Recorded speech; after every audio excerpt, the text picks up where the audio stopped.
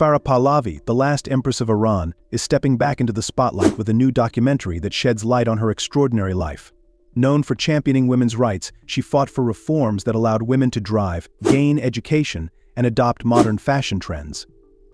But her world was shattered when she and her husband, Shah Mohammad Reza Pahlavi, were forced to flee their homeland in the face of violent upheaval and threats. What challenges has she faced since her exile? Where does she stand today?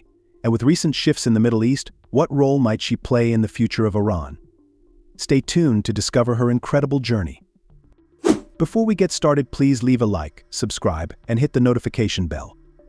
Farah Pahlavi's life can be divided into two very different parts.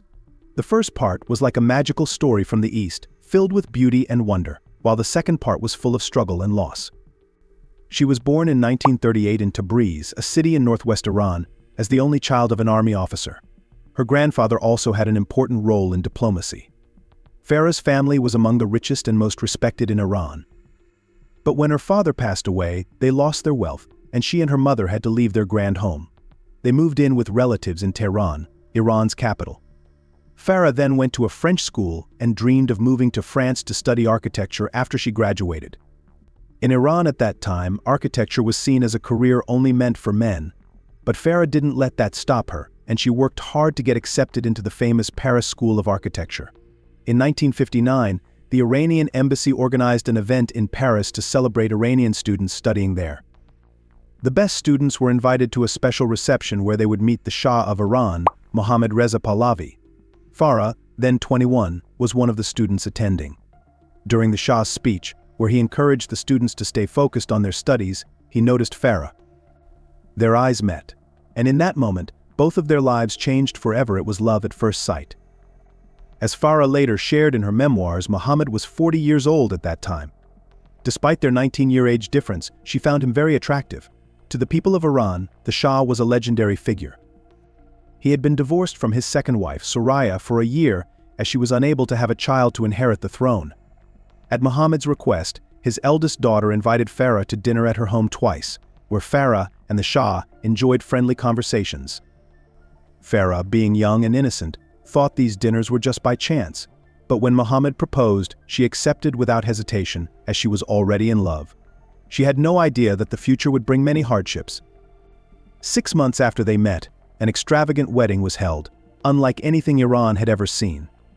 Farah's wedding gown was designed by Yves Saint Laurent, who was working at Dior Maison then, and her crown, necklace, and earrings were crafted by Van Cleef & Arpels. The following October, Farah gave birth to her first child, a son named Reza, much to the joy of the Pahlavi family, as he was the long-awaited heir to the throne. Over the next 10 years, Farah had another son and 2 daughters. Queen Farah became a symbol of inspiration for Iranian women.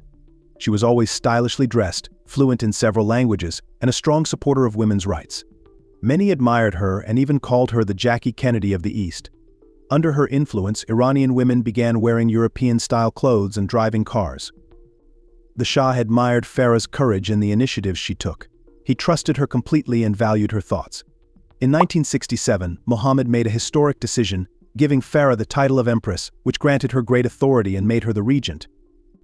This meant that if the Shah passed away before their son was old enough to rule, Farah would take the throne, a rare honor not given to a royal wife since the 7th century. However, not everyone in Iran agreed with the Shah's policies.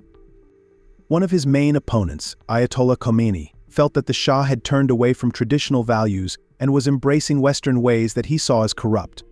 Because of his strong opposition to the Shah's regime and its modernization plans, Khomeini was exiled in 1964. But even in exile, he continued to lead a movement against the monarchy, encouraging the people to rise up and overthrow the royal family. Despite his intentions to maintain order, the Shah of Iran made a grave mistake that would cost him dearly. In September 1978, a protest broke out in front of the palace, calling for a change in leadership. In response, the Shah deployed soldiers and gave them full authority to act. The troops opened fire on the crowd, resulting in thousands of deaths and injuries.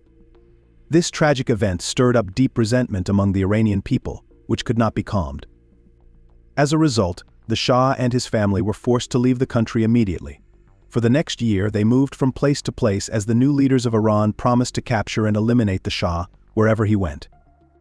The constant need to relocate wore down the Shah, and his health quickly declined.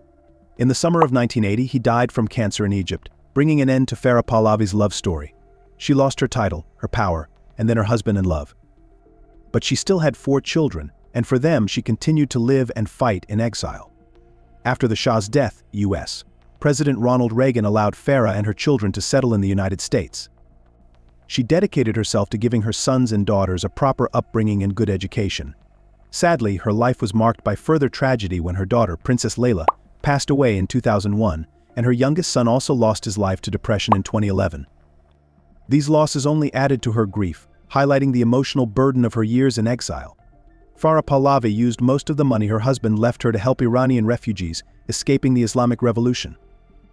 After 20 years, she decided to share her story and the painful events that happened in Iran. When she finished writing her memoir, she realized it wasn't about politics but about love. She named it An Enduring Love My Life with the Shah, and it became a major release, capturing the interest of political experts and psychologists alike. Now, at 86, Farah lives alone in Potomac, a small town near Washington, D.C. Each year, she travels to Egypt to visit her husband's grave, and she also uses social media to talk about the issues facing Iran. Her eldest son, along with his wife and their 3 daughters, visits her often. The former Queen of Iran has lived in exile for over 45 years. Some well-known publications suggest that she and her eldest son might form an opposition to Iran's Islamic regime. However, it seems unlikely that she would try to reclaim the throne. Empress Farah Pahlavi has spent decades away from politics, and her focus now is more on her family's well-being than on regaining power. Considering the turbulent history of her reign and the challenges she's endured, Farah likely chooses to stay removed from Iran's political chaos. The risks of returning to a country where her family was ousted, along with possible retaliation from the current regime, may discourage her from seeking any political return. At her age, she may also find greater satisfaction in advocating for Iranian women's rights and supporting her community from afar, rather than aiming to reclaim the throne. Though recent changes in relations between Iran and Israel hint at shifts in the region, they don't necessarily open a path for the royal family to regain their former position. Empress Farah likely values stability and peace above seeking power, preferring to create a legacy based on compassion and support for her homeland from a distance.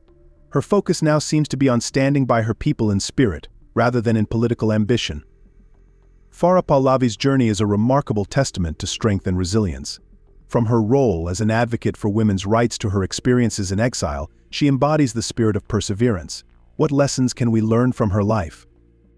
And how do you see her influence continuing in today's world? Share your thoughts in the comments below, and don't forget to subscribe for more inspiring content.